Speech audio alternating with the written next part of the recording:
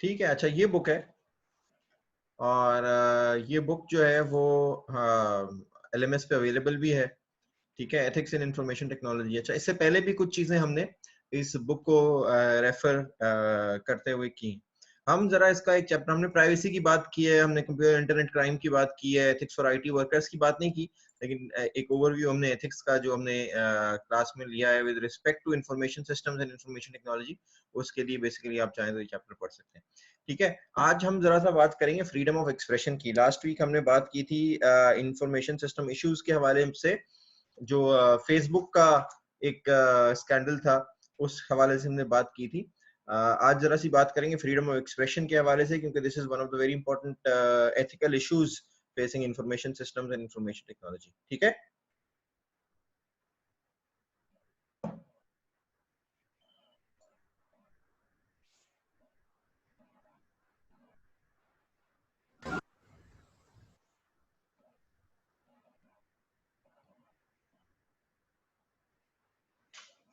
Screen clear है ये बिल्कुल?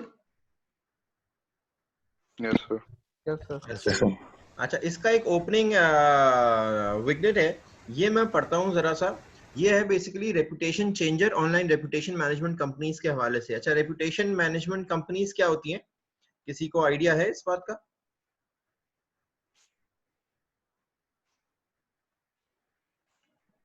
हाँ, रेपुटेशन मैनेजमेंट कंपनीज क्या होती हैं?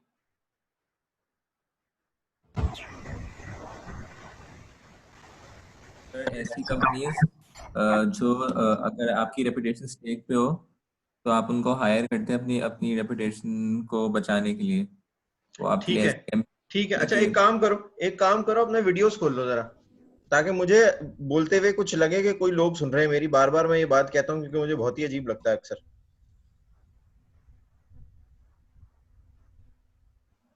हाँ, तुम तो ऐसे ही अब्दुल्ला हुमायूं फारिग बैठे हुए हो, बिल्कुल, है ना?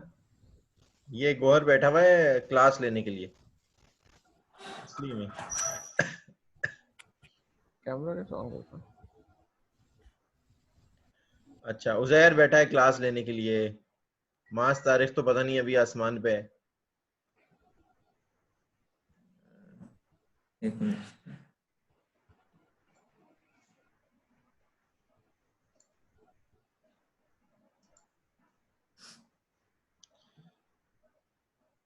ठीक है, अच्छा चलो, कम से कम ये 3-4 लोग तो हो ना, कोई पता तो चले कि कौन कोई बात कर रहा है, क्या कर रहा है। रेपुटेशन मैनेजमेंट कंपनीज वो कंपनीज, जैसे आजकल आपने देखा होगा ना कि बहुत सारी कंपनीज करती ये है कि वो अपनी ऑनलाइन प्रेजेंस शो करती हैं। एक नई कंपनी खुली, उसने कहा कि जी वो उनके पास कस्टमर्स नहीं आ रहे, तो what they do is they hire company, वो जो ऑनलाइन रेपुटेशन मैनेजमेंट करती हैं, और वो उस कंपनी के बिहाफ पे, फॉर एग्जांपल एक रेस्टोरेंट खोला, अब उस नए रेस्टोरेंट को कौन ट्राई करेगा भाई?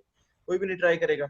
जब तक आप क्या करते हैं, आज रेस्टोरेंट जाने से पहले आप रिकमेंडेशंस देखते हैं कि यार फेसबुक पे देख लूं, स्वॉट ग्रुप्स पे देख लूं, इधर देख लूं, उधर देख लूं, और वो उसके बाद आप कहते हैं कि हाँ यार इसके रिव्यूज बहुत अच्छे हैं और मुझे इस रेस्टोरेंट में जाना चाहिए खाना खाने के लिए। तो what these restaurants do, what these companies do, restaurants एक एग्जांपल है, what these companies do, they hire these online reputation management companies, और इन reputation management companies के पेरोल पे बहुत सारे स्टूडेंट्स होते हैं।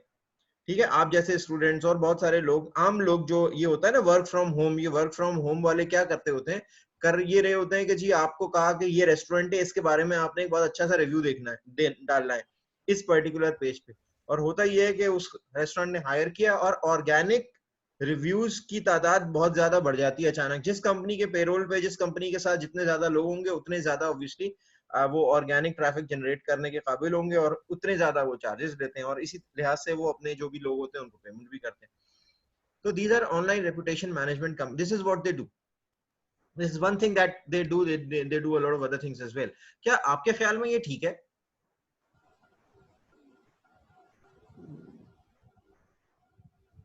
So it's really similar to what typical TV channels पे आके advertisements देते हैं, so I don't think there's anything wrong with it. क्योंकि नहीं, जो देखो ब्रांड देखो जो उजैर, endorse करते हैं brand एक बात समझो, इंडोर्स करते हैं ब्रांड को, बात ये है कि एडवर्टीजमेंट्स में आपको पता चल रहा होता है कि एडवर्टीजमेंट है। यहाँ पे इट इज एन ऑर्गेनिक, ये थोड़ी पता लग रहा है कि किसी ने आपको अपना पॉइंट ऑफ व्यू देने के लिए पैसे दिए हुए, या आपको हायर किया हुआ है पॉइंट ऑफ व्यू देने के लिए। ठीक है, तो ये तो आप मतलब लाइफ बॉय पब्लिक के ऐड परसेप्शन। में, अगर आप लाइफ बॉय के ऐड में आयजा खान को देख के ये समझते हैं कि वो वाकई में लाइफ बॉय को रिकमेंड कर रही है आपके लिए क्योंकि वो खुद लाइफ बॉय इस्तेमाल करती है, तो आप बहुत ही मासूम है मेरा ख्याल है फिर। नहीं लेकिन फिर लेकिन फिर सिमिलर ही हो गया ना, मतलब वी नो दैट नहीं दिस पर्सन इज लाइंग, और इसमें भी मतलब इन द सेंस नहीं, obviously how would we know that this person is lying?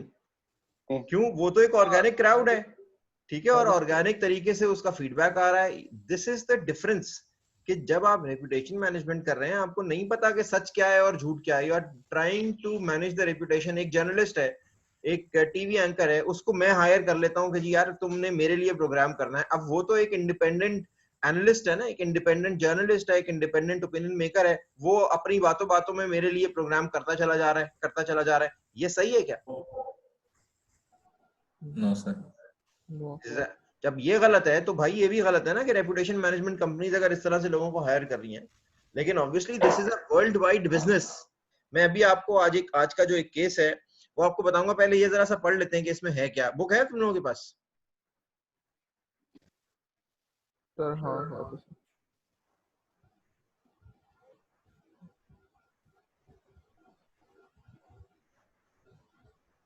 ठीक है, तो ये जरा देख लो। मैं नहीं कंज्यूम, मैं अब पढ़ूं इसको, क्या करूं, या तुम लोग पढ़ रहे हो?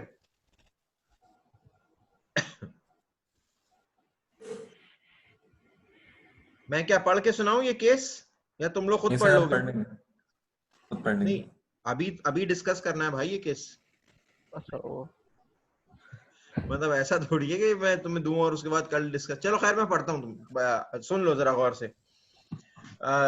Many consumers now use the internet to research businesses and products and to make price comparisons prior to making a variety of purchase. In addition to the information that can be found on company websites, reviews of variety of products and services are available on many online forums. Because of this, even solid companies that offer excellent products and services are increasingly concerned about the potential for gaining a negative online reputation due to comments made by a small number of disgruntled consumers or even former employees or competing businesses. Misleading, inaccurate or negative posts can have a damaging long term impact on a business. अच्छा, इससे तो आप agree करेंगे ना कि जी जो posts है, आपने किसी कंपनी के लिए पोस्ट कर दी, अब उसके ऊपर ऑब्वियसली एक इम्पैक्ट होगा उसका। Yes sir. ठीक है, तो क्या अब उस नेगेटिव इम्पैक्ट को रोकने के लिए अगर मैं एक ऑनलाइन रेपुटेशन मैनेजमेंट कंपनी को हायर करता हूँ, ठीक है? ओके। हाँ नहीं, आई डोंट थिंक सो भैया, मेरे में आई हैव मेरे ख्याल फ्रीडम ऑफ। से ये जो कॉन्सेप्ट है पूरा ये वैसे ही गलत है कि आप मतलब कि कंपनीज को हायर करें अपनी रेपुटेशन को डिफेंड करने के लिए। क्यों? पीआर कंपनीज होती हैं, हमेशा से होती हैं भाई, अब क्यों गलत है? सर जो मेरे ख्याल से क्योंकि जो एक स्टैंडर्ड है जो आपने पीआर अपने वर्क की बेसिस के पे जो आपका काम है उसकी बेसिस के पे बिल्ड अपॉन करनी थी, वो खत्म हो जाता है। इसका मतलब कि जो पर्पस होता है वो खत्म हो जाएगा।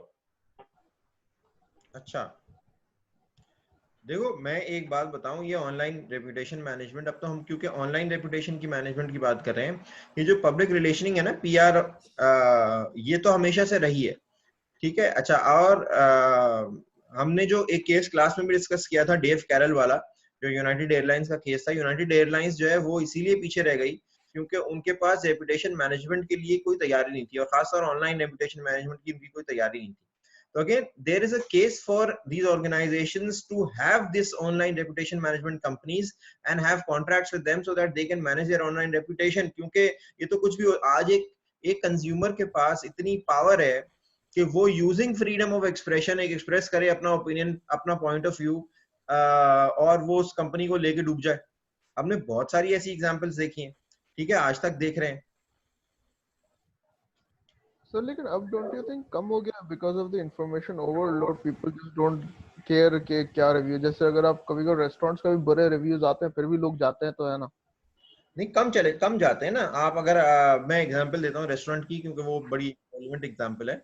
आप कोलाची जाएं, हमने क्लास में भी कई दफा बात की है शायद, आप कोलाची जाएं और आप वहां पे शिकायत कर दें कि जी ये चीज ठीक नहीं है, ये चीज इसमें कुछ मसला है, तो वहां पे मैनेजर आ जाएगा, उसका ऊपर मैनेजर आ जाएगा, उसका ऊपर का मैनेजर आ जाएगा, तो आपके पैर पड़ जाएंगे कि सर आप जो है वो ये कोई कॉम्प्लीमेंट्री, गलती नहीं। तब वो आपके ऐसे पीछे पड़ जाएंगे कि क्यों पड़ते हैं वो आपके पीछे? उन्हें क्या मतलब, नहीं आप बहुत सर, गर्व? मैं ऑनलाइन रिव्यूज की बात कर रहा हूँ जो कह नहीं, रहे मैं हैं मेरे ख्याल से जो जैद रिव्यूज। हाँ एडअप बेटा, तो कहना चाह जब रहे हैं, मैं वो समझ रहा हूँ। आप एक खराब एक्सपीरियंस लेके निकलते हैं ना किसी रेस्टोरेंट से, तो यू आर मोर नहीं लाइकली नहीं टू नहीं right a bad review online. नहीं नहीं, मैं ये नहीं कह रहा था। मैं ये कह रहा था कि अभी टिपिकली रेस्टोरेंट्स के अंदर बैड रिव्यूज भी आते हैं, बट चूंकि इंफॉर्मेशन ओवरलोड की वजह से people just don't give a dam कि क्या हो रहा है। लाइक आहिस्ता आहिस्ता, मतलब क्योंकि मतलब पर्सनली मैं भी अगर 3-4 रिव्यूज देख लिए कि बुरे हैं तो 3-4 अच्छे भी हैं, तो फिर मैं कह सकता हूँ that guy might be having a bad ठीक डे। है, लेकिन फिर ये ओवरऑल रेटिंग पे भी तो फर्क पड़ता है। अगर आप 10 में से 5 में से रेटिंग ले रहे हैं, तो अगर किसी की 3.5 रेटिंग है और किसी की 1 रेटिंग है, तो you are more likely go to a restaurant that has a 3.5 rating या 4 रेटिंग या 4.5 rating rather than a restaurant that has a 1.5 rating. ठीक है, और जब ये रश ऑफ ये फ्लड आ रहा है लोगों का और उनके ओपिनियंस का, तो obviously it will make a difference. तो बहरहाल आगे चलते हैं जरा सा। In the past several years, a new type of company has emerged to help business manage potentially damaging information on the web: online reputation management companies. After offer a range of services to organizations, including scanning of the internet to find references to a company or its products or services on social network, blogs, and other websites, summarizing this data to show how a company is perceived by general public, identifying specific negative posts that are hurting a business, helping a business create positive content that will suppress negative posts, managing search engine results to ensure that a company appears on the first page of the search result. अच्छा, अब ये भी बड़ा एक important question है. Managing search engine results to ensure that a company appears on the first page of search results. यानी search engine जो है, आप उस पे पहले नंबर पे आने के लिए अपने आप को तैयार करते हैं। यानी you try to fake the search engine. ठीक है, बजाय इसके कि भाई सर्च इंजन के एल्गोरिथम्स है, उनको अपना काम करने दें, आप अपना काम करते रहें, अपने काम पे फोकस करें। What you do is you try and manage the search results as well. क्या ये एथिकली ठीक है? ये भी एक क्वेश्चन है, अभी अभी करते हैं इसकी बात। तो suppressing defamatory post including negative better business bureau ratings. आपने अपने बारे में कोई नेगेटिव पोस्ट आई, आपने वो डिलीट कर दी फौरन। आपने कहा नहीं यार, इसका इम्पैक्ट ज्यादा नहीं होना चाहिए, क्योंकि आपको पता है कि यार ये अगर दूसरे लोगों तक जाएगी तो उनका भी नेगेटिव परसेप्शन बनेगा किसी चीज के बारे में, मेरे बारे में या मेरी कंपनी के बारे में। तो that is what you would not want to do. आगे चलते हैं। Online reputation management company can help a company be proactive in identifying negative post and taking action to counteract these posts. Often these firms will create original positive posts for a business or product that can repair the damage done by negative posts by posting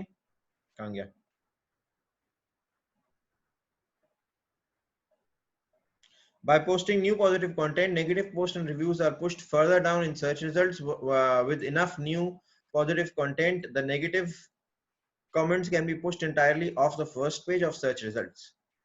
ठीक है, one such reputation management company, Reputation Changer, was founded in 2009 and it has over 100 employees and annual revenues about $10 million. The company boasts that it has thousands of satisfied clients from individual, personal, professional, politicians, celebrities, politicians, to Fortune 500 companies. One client testimonial posted on Reputation Changer website relates how the client online reputation was cast in a negative light due to an unfavorable news story about the firm. The story populated the first few pages of a Google search on the firm's name. Reputation Changer and the firm released a large number of positive press releases, company and product reviews, and blog entries that quickly moved to the front of Google searches.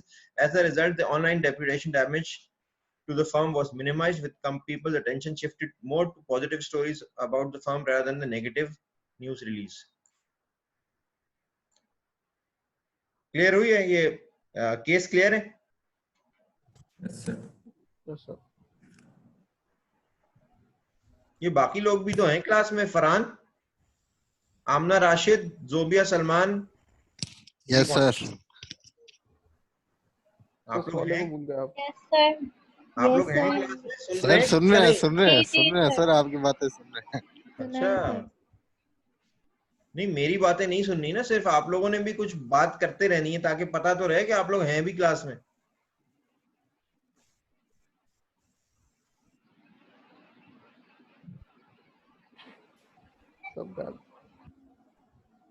ठीक है, now the questions are, अच्छा अब मैं एक एक से पूछूंगा कि व्हाट डू यू थिंक, ये क्वेश्चन मैं खुद पूछ रहा हूँ, मैं जिसका नाम लूंगा वो बताए।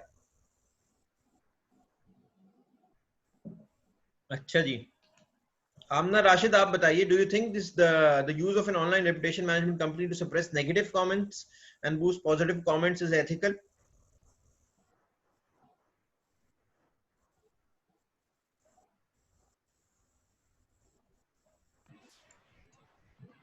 सर अगर वो इलीगली पॉजिटिव कमेंट्स कर रहे हैं, जैसे कि किसी ग्रुप पे वो ये एक इलीगल पॉजिटिव कमेंट्स क्या होते हैं भाई?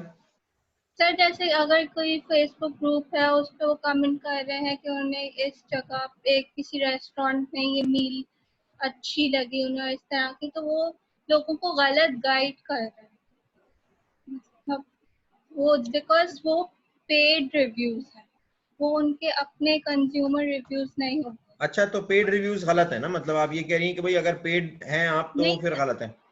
नहीं सर, अगर पेड है तो बताना चाहिए कि ये पेड रिव्यू है। अगर पेड है तो बताना चाहिए कि ये पेड रिव्यू है। जैसे टीवी पे अगर कोई एडवर्टाइजमेंट चलता है जैसे इलेक्शंस के दिनों में, तो ऊपर लिखा हुआ आ रहा होता है पेड कंटेंट। जी इसी तरह कमेंट के साथ भी लिखा हुआ होना चाहिए पेड रिव्यू। सर, जैसे इंस्टाग्राम पे जो पेड पोस्ट होती हैं उस पे लिखा हुआ होता है कुछ ब्लॉगर्स ने वो तो स्पॉन्सर्ड कि वो लिखा हुआ होता है ना उसमें, स्पॉन्सर्ड हैं। जी ठीक है, लेकिन इस तरह की आप कमेंट पे तो इस तरह का कोई चेक लगा सकते हैं?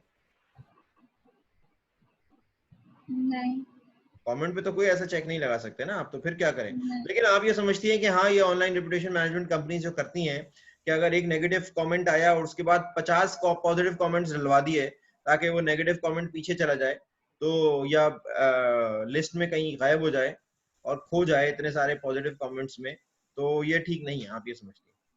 जी ठीक है। अच्छा, अब्दुल्ला हुमायूं, अब जी आप सर। ये फरमाइए कि could the suppression of negative comments be considered an act of violation of the freedom of expression?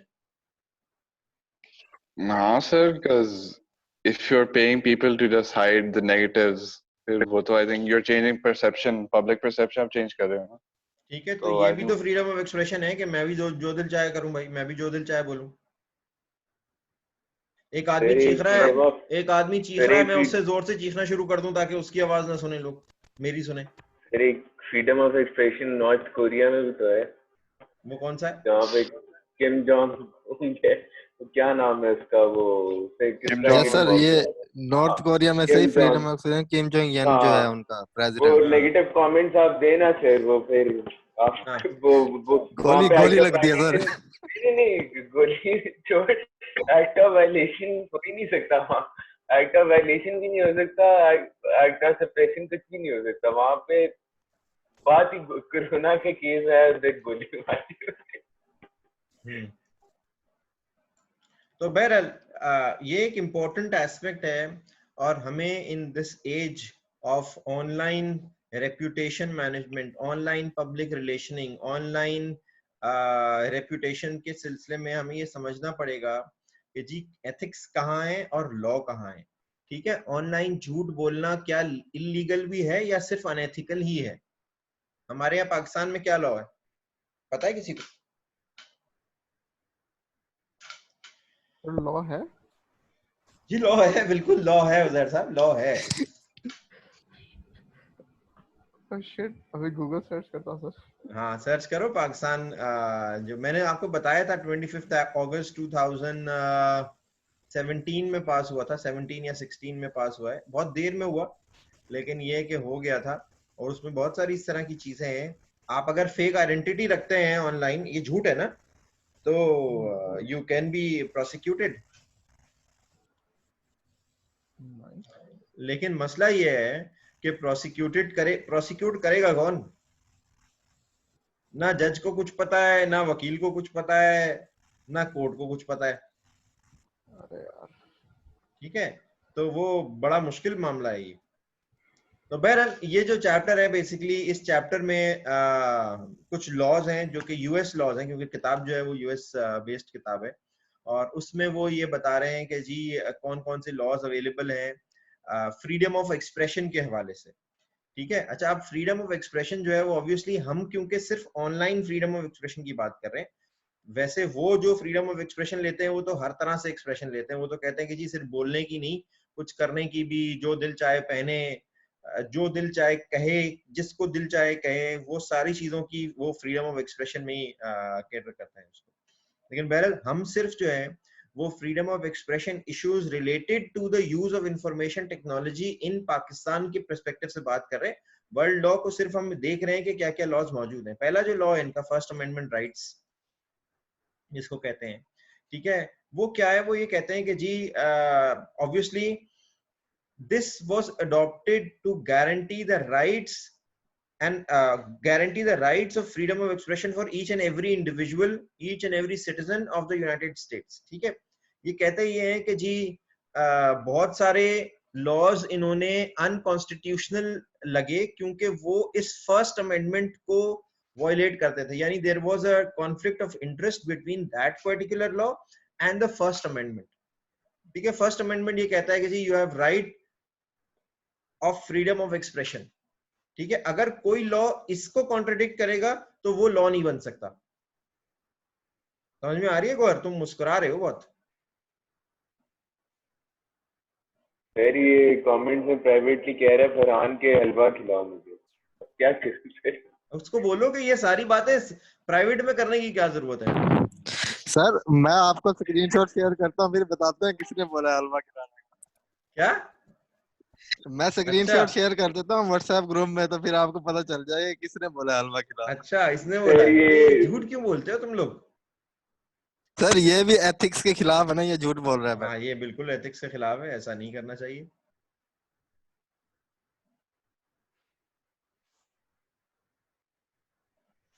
अच्छा खैर, सर अब मैं क्या बोलूं, मैं बस इसकी इज्जत रख रहा सर, आपको आगे चले। सही बात है, तो हलवा खिला देना, जरूर खिला देना, हलवा खाना भी चाहिए। लेकिन ये है कि फर्स्ट अमेंडमेंट पे जरा फोकस करो इस वक्त, हलवे पे कम फोकस करो। आगे चलते हैं, ठीक है। फर्स्ट अमेंडमेंट है क्या basically?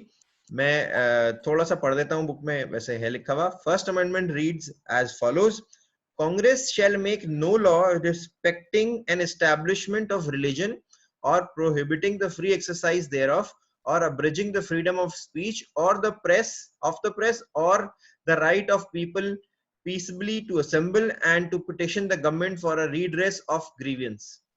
Whoever has whatever grievance and whatever point of view, they are free to express themselves. ठीक है, this is their first law. अब क्या हुआ?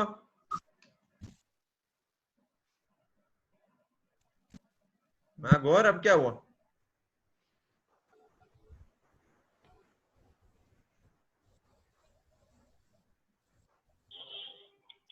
सर हाँ, अब क्या हुआ? तुम हंसे जा रहे हो बिला वजह। सर वो वैसे ही हंसी आ गई थी मैच। अच्छा, वैसी हंसी आ गई? फितरी अमल है हंसी आना। वाह यार, ये बहुत जबरदस्त फितरी अमल। अच्छा खैर, आगे चलते हैं। Obscene speech. अब ऑब्वियसली इसमें आप बाहर आदमी कुछ भी तो नहीं कह सकता ना, कोई किसी को गालियां देना शुरू कर दे, भाई ऐसा तो नहीं हो सकता। ठीक है, तो ऑब्सीन स्पीच के हवाले से भी इसमें है कि जी बहुत सारे और क्वेश्चंस हैं, कुछ टेस्ट्स हैं जो कि होते हैं। What the average person applying contemporary community standard finds that the work taken as a whole appeals to the purest interest as the work depict what, मतलब काफी सारे और इसमें डिटेल्स भी हैं ऑब्वियसली। अच्छा, फिर डिफेमेशन क्या है? फ्रीडम ऑफ स्पीच तो है, लेकिन दो चीजें हैं। पाकिस्तान में भी आर्टिकल 19 है, ठीक है। आर्टिकल 19 हमें ये कहता है कि जी डिफेमेशन और स्लैंडर नहीं हो सकता। ये डिफेमेशन और स्लैंडर होता क्या है? किसी को बदनाम करना। किसी को बदनाम करना है, जिस तरह से भी अली जफर और वो जो दूसरी एक फीमेल एक्ट्रेस मती सिंगर थी, उसने केस किया था डिफेमेशन का, इस तरह से उनका भी कुछ चला था। वो इसी पे था कि मतलब क्या आप किसी की पर्सनल जो मतलब कि प्रेजेंस है, कोई सेलिब्रिटी है, उसकी कोई प्रेजेंस है, उसको हर्ट करते हैं ताकि आप अपना कोई पर्सनल गेन उससे से निकाल सकते हैं यार। ठीक है, देखो फ्रीडम ऑफ एक्सप्रेशन ठीक है, बिल्कुल है, लेकिन अगर आप ओरल या रिटन कोई स्टेटमेंट दे रहे हैं that is false and that harms the other person, that is called defamation. ठीक है, आपने किसी के मुताल्लिक कोई ऐसी बात कर दी जो कि उसके लिविंग को मुतासिर करे और वो गलत भी हो, दैट इज कॉल्ड डिफेमेशन। ठीक है, अच्छा, लिविंग को मुतासिर करने का मतलब ये है कि ये जो हार्म है ये फाइनेंशियल नेचर का भी ज्यादा हो सकता है, यानी किसी पे आपने इल्जाम लगा दिया कि जी ये पैसे ले लेता, काम नहीं करता, मैं एग्जांपल दे रहा हूँ सिर्फ, अब वो उसको काम ही नहीं मिल रहा, तो ऑब्वियसली दिस इज डिफेमेशन, या कोई भी और। ठीक है, अच्छा, अब इसमें डिफेमेशन, जो ओरल डिफेमेशन होती है ना, it is called slander. Written जो डिफेमेशन स्टेटमेंट होती है दैट इज अ लाइबल। ठीक है, अच्छा, क्लियर है ये बात? Yes sir, clear. Yes sir.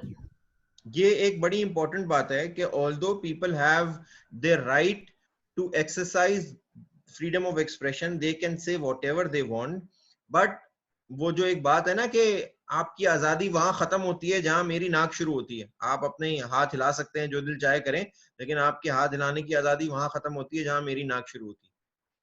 समझ रहे हो कि मुझे नुकसान नहीं पहुंचना चाहिए, या मेरे, आजकल तो खैर सोशल डिस्टेंसिंग का जमाना है, तो मेरे 6 फीट के अंदर अंदर नहीं आने चाहिए आप। ठीक है, मतलब मुझे कोई नुकसान उससे नहीं होना चाहिए। तो अभी जैसे आपको याद होगा कुछ दिन पहले वो एक फहद हुसैन को जानते हैं? Fahad Hussain is the resident editor of Dawn. Fahad Hussain ने एक आर्टिकल लिखा वजीर आला पंजाब के बारे में। उसने कहा कि जी इन्होंने मीटिंग में पूछा कि आखिर, ये शुरू की बात है, कि आखिर ये कोरोना जो है ये काटता कैसे है, याद है? वो तो सर वो उस पे बोला था ना कि उस्मान, आई थिंक उस्मान बुज़दार ने बोला था, उसने नहीं, ये या फहद चौधरी हुसैन सर। ने, ये फहद हुसैन ने अपने आर्टिकल में पहली दफा लिखा था कि उस्मान बुज़दार ने कहा कि कोरोना काटता कैसे है। Yes sir.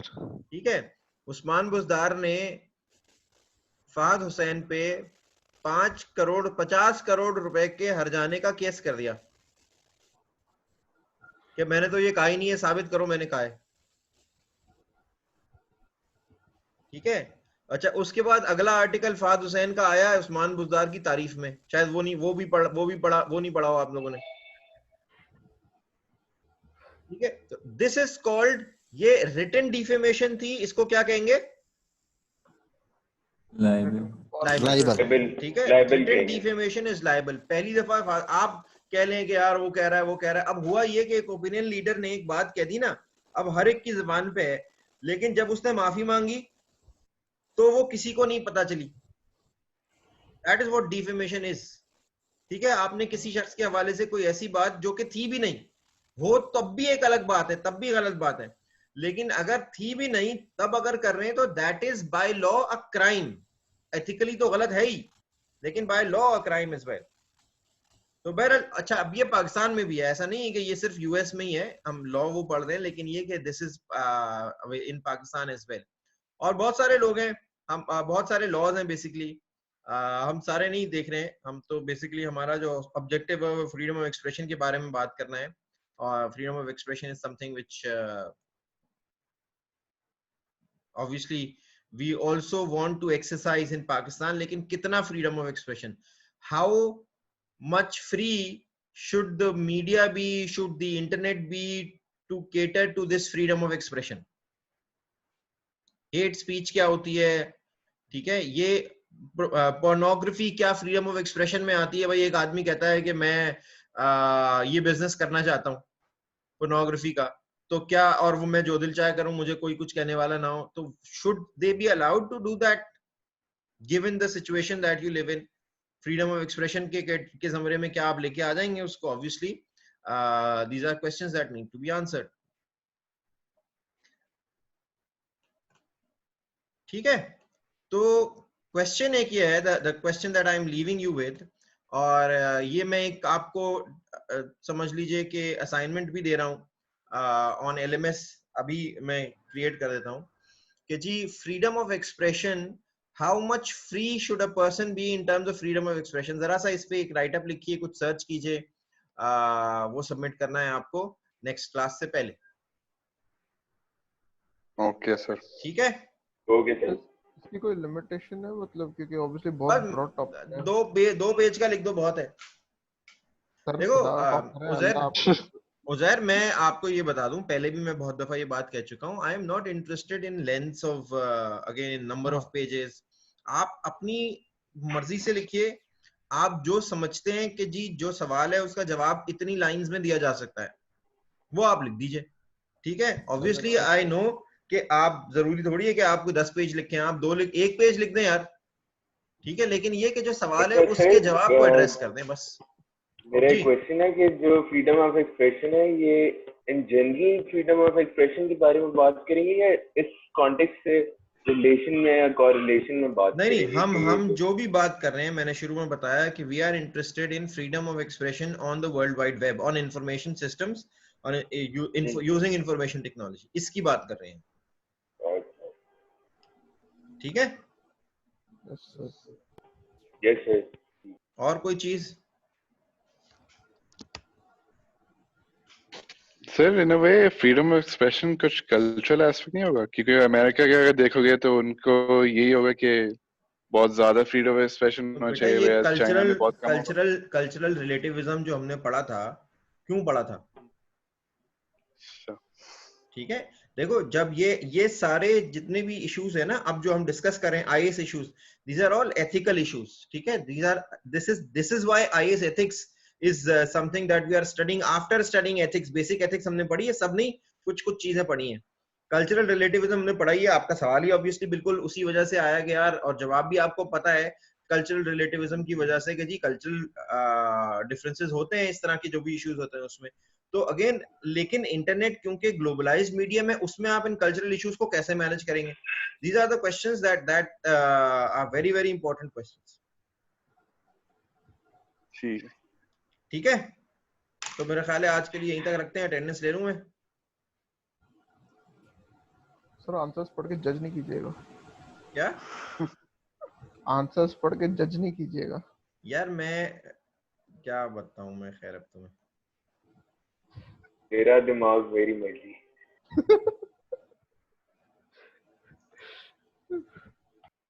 अच्छा जी, तो फिर मेरी परसेप्शन मेरी मर्जी। तेरे है क्या तेरी मर्जी? अच्छा, बोलो।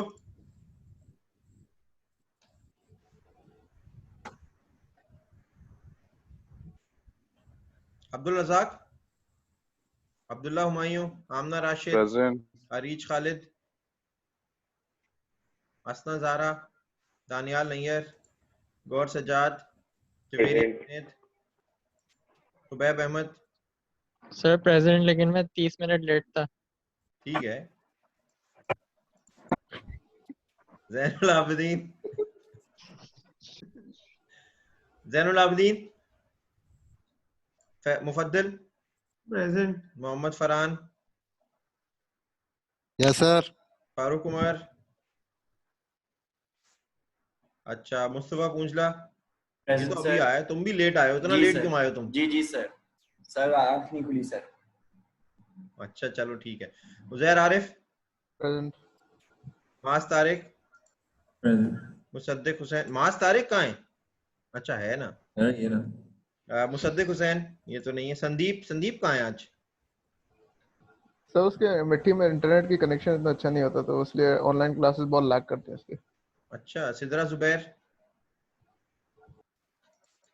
हसन अहमद मदनी, ये भी नहीं है आज। सोले अली प्रेजेंट सर। सोले मोहम्मद अली कहाँ है भाई? नाश्ता कर रहा था। Present sir. तुम कहाँ हो? तुम मुझे नजर क्यों नहीं आ रही? रिकॉर्डिंग दे रहा है अभी। तुम मुझे नजर क्यों नहीं आ रहे? सैयद मोहम्मद सोले अली, ठीक है, तुम लेट आए हो ना? नहीं सर, मैं टाइम पे थे, चलो ठीक। तलाल आमिर और जोबिया सलमान। Present sir.